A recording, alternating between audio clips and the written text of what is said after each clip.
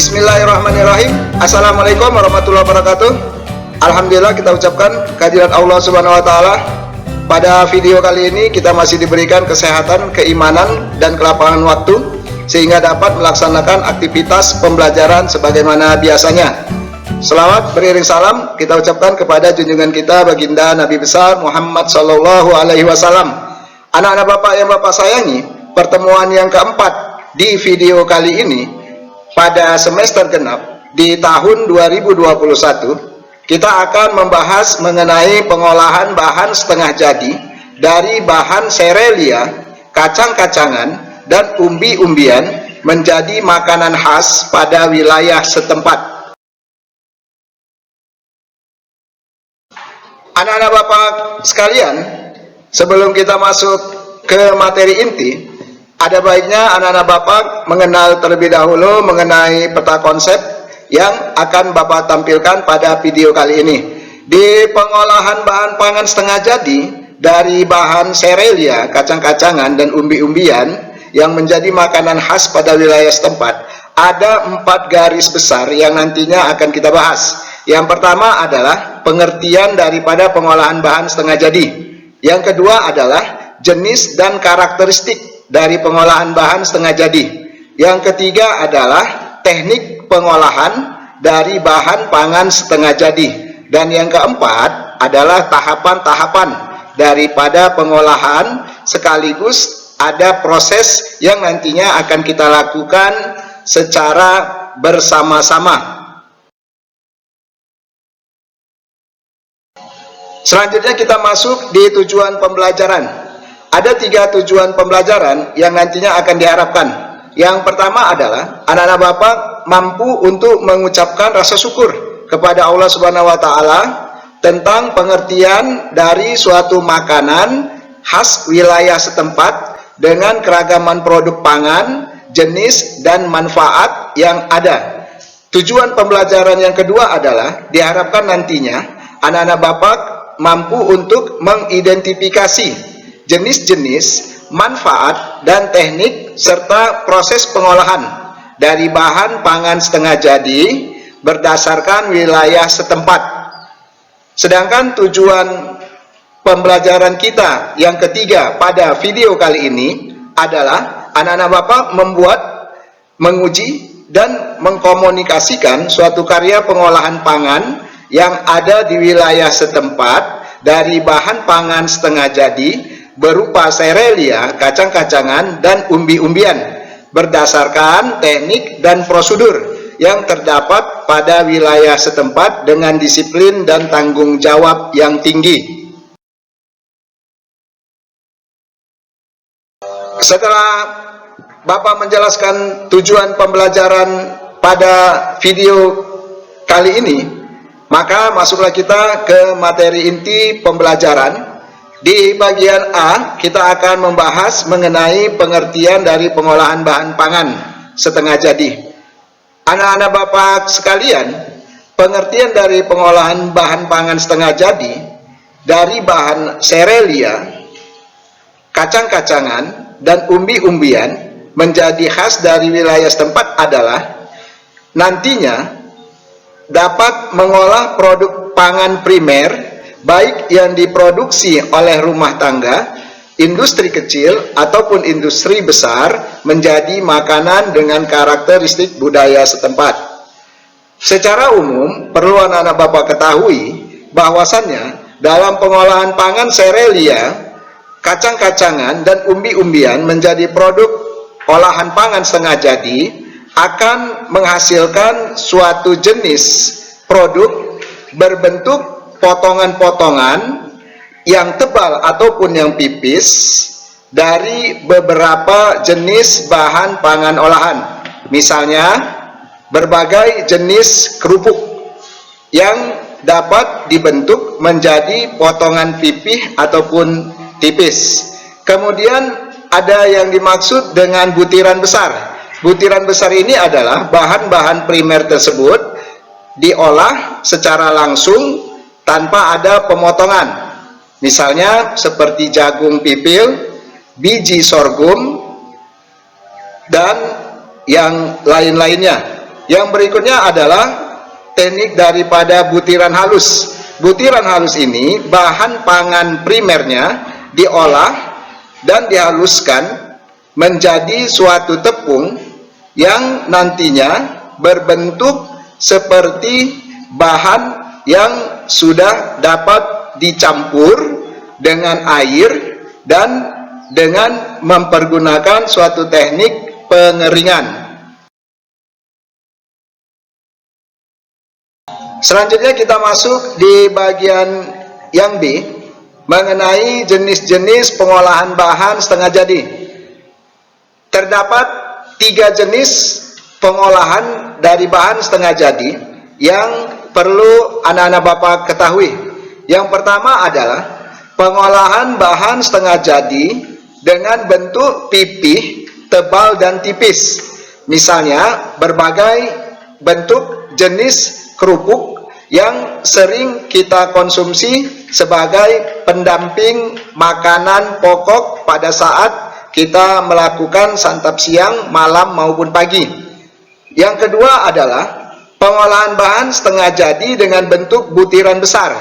Artinya bahan-bahan serealia, kacang-kacangan dan umbi-umbian ini tidak diolah dalam bentuk potongan-potongan, tetapi langsung berupa butiran-butiran besar. Misalnya adalah jagung pipil, biji sorghum, dan yang lain-lainnya. Yang ketiga adalah pengolahan bahan setengah jadi dengan bentuk butiran halus. Maksudnya, butiran halus ini sudah mempergunakan suatu alat penggilingan yang nantinya hasilnya itu berupa tepung, baik dia dari bahan serealia maupun dari bahan umbi-umbian dan dari bahan kacang-kacangan. Masuklah kita di bagian C pada materi inti, yaitu mengenai penyajian dan pengemasan. Perlu anak-anak Bapak ketahui bahwasannya dalam menyajikan suatu hidangan dari bahan olahan pangan setengah jadi, hendaklah memberikan suatu penampilan yang menarik sehingga konsumen bisa datang dan berkunjung ke tempat yang sudah kita sediakan. Terdapat beberapa hal yang perlu diperhatikan dalam menyajikan, menampilkan dari bahan pangan olahan setengah jadi. Yang pertama adalah kombinasi warna.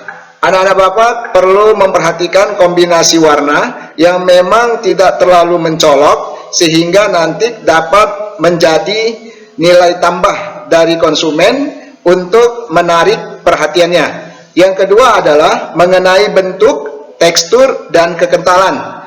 Bentuk dan tekstur kekentalan ini masing-masing konsumen berbeda-beda. Ada yang tidak suka dengan tekstur yang lembek dan ada juga yang tidak suka dengan suatu tekstur atau kekentalan atau kekerasan dari produk yang kita hasilkan. Yang ketiga adalah mengenai rasa. Rasa ini perlu kita perhatikan.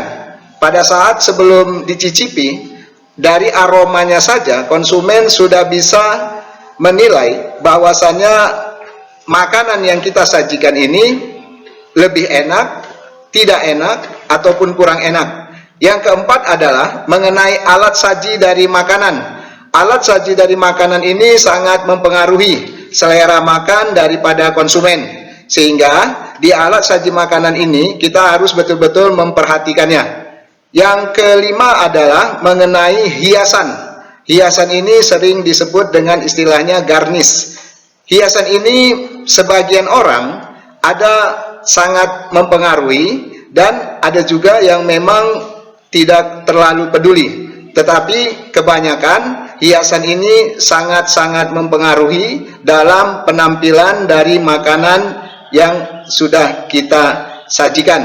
Dan yang terakhir adalah penyajian. Penyajian ini tentunya akan menjadi nilai tambah, baik dia itu di tempat untuk dikonsumsi ataupun mau dibawa pulang. Pada umumnya di penyajian ini harus kita perhatikan bentuk dan higienis dari bahan yang kita pergunakan. Di layar monitor, anak-anak Bapak bisa melihat tampilan gambar alat-alat yang dipergunakan dalam pembuatan bahan pengolahan setengah jadi.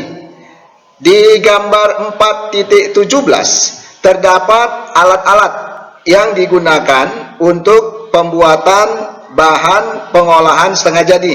Yang pertama adalah di bagian sebelah kiri di layar monitor, anak-anak Bapak bisa melihat sebuah panci beserta tutupnya yang fungsinya nanti adalah sebagai penanak untuk rebusan yang nantinya menjadi bahan tempat untuk memasak pengolahan bahan setengah jadi. Di gambar yang kedua yang berikutnya ada terdapat baskom yang berwarna biru. Fungsinya adalah untuk pencampuran dari beberapa bahan-bahan yang nantinya akan kita satukan.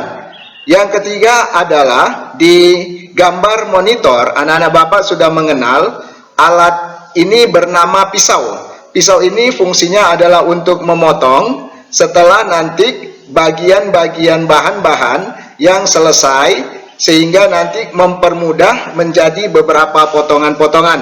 Tetapi Bapak mengingatkan, utamakan keselamatan dalam penggunaan pisau, jangan mempergunakannya bermain-main sehingga dapat membahayakan diri sendiri maupun orang lain. Di layar monitor yang berikutnya ini Bapak bisa tunjukkan ada gambar parutan.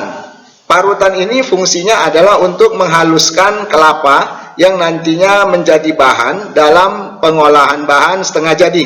Dan yang terakhir adalah gambar di bagian sebelah kanan ada sendok saringan. Sendok saringan ini berguna untuk mengambil bahan yang sudah jadi dari panci karena airnya panas, jadi dibutuhkan sendok saringan sehingga mempermudah kita untuk memindahkan ke media piring yang sudah kita sediakan.